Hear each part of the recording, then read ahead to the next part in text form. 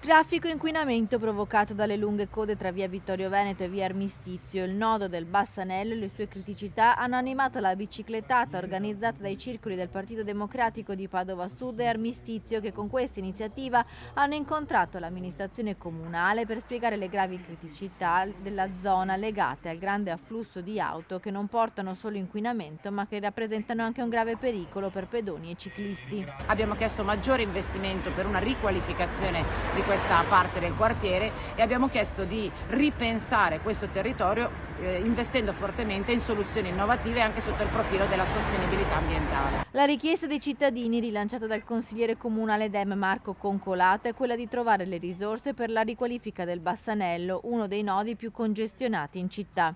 Chiederò anche nei prossimi giorni, attraverso una mozione, un finanziamento dedicato a un progetto per studiare l'attuale viabilità e provare a ripensare a questo nodo, che è molto importante in quanto al punto di accesso sud della città di Padova. Alla manifestazione sono intervenuti gli assessori Michalizzi e Bressa. Il vice sindaco Michalizzi ha fatto il punto sulla viabilità e ha assicurato un prossimo intervento. C'è uno studio nell'amministrazione comunale per risolvere il nodo del Bassanello eliminando i semafori e mettendo le rotatorie.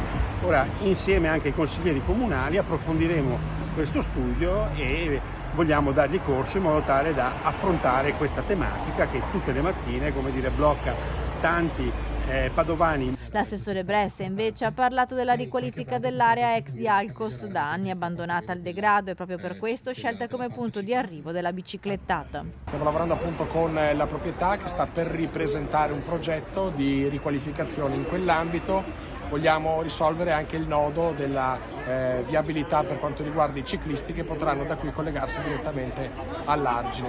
In più stiamo per implementare il secondo stralcio del Bosco della Pace, facendo crescere alberi e arbusti lì, facendo in modo che questo inquinamento venga il più possibile assorbito.